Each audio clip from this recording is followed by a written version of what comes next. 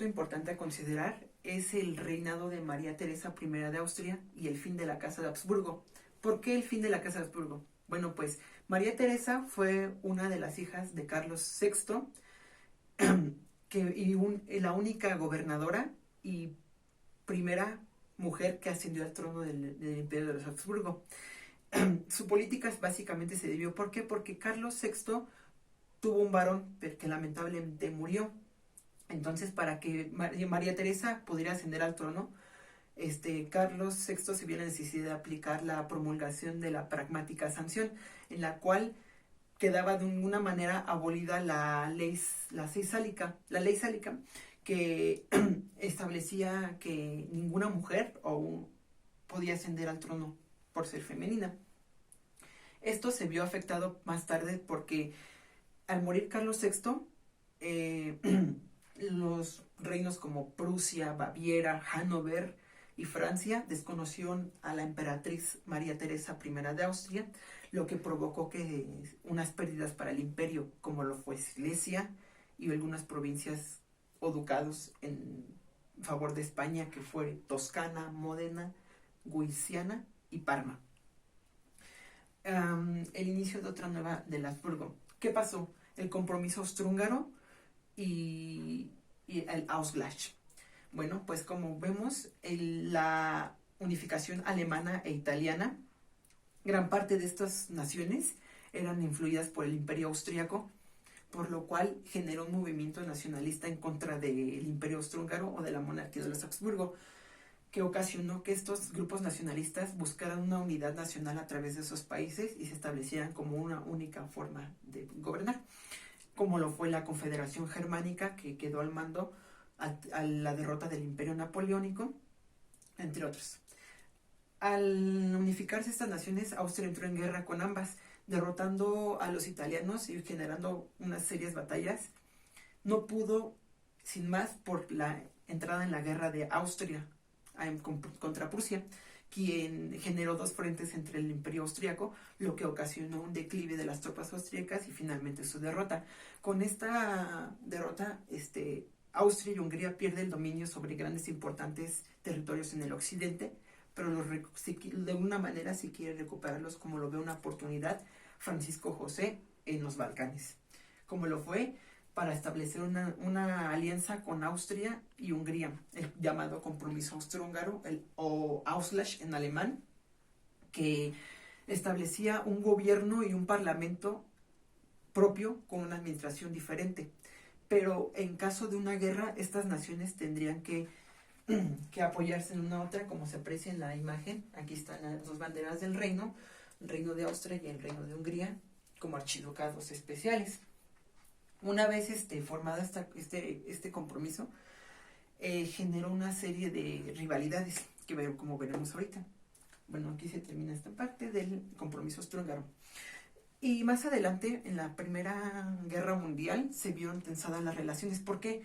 Porque Austria tuvo que establecer relaciones con Alemania en la llamada Triple Alianza, que estaba integrada principalmente por Austria-Hungría, Italia y Alemania. A su vez, y en contraparte, Inglaterra formó una alianza con Francia y Rusia para proteger a los Balcanes, que estaban en proceso de invasión por parte de Austria-Hungría. Estas tensiones se generaron más rivales cuando Bosnia y Herzegovina anexa en 1808 esas porciones que consideraban parte de los serbios de su territorio, y para generar un malestar entre ellos. Este malestar se había encendido cuando el 28 de junio de 1914 el archiduque Francisco Fernando visitó Sarajevo. Acompañado de su esposa Sofía, iban a presenciar obras militares encabezadas por el gobernador Oskar Potrić, gobernador de la isla de Bosnia y Herzegovina. 7 jóvenes nacionalistas serbio-bosnios planearon asesinar al archiduque. Armados con pistolas y granadas, se apostaron a lo largo de la avenida Apfel junto al río Miljacka para asesinar al archiduque. Entre ellos, Gavrilo Princip fue el que logró darle una muerte al emperador junto a su esposa Sofía frente al palacio de Moritz Schiller. ¿Qué ocasionó esto? Que Austria le dio una lección a Serbia a través de un ultimátum, el cual fue enviado a Austria en petición de que se se abrieron investigación para analizar a estos serbios nacionalistas conocida como la mano negra. Serbia renunció, ¿por qué?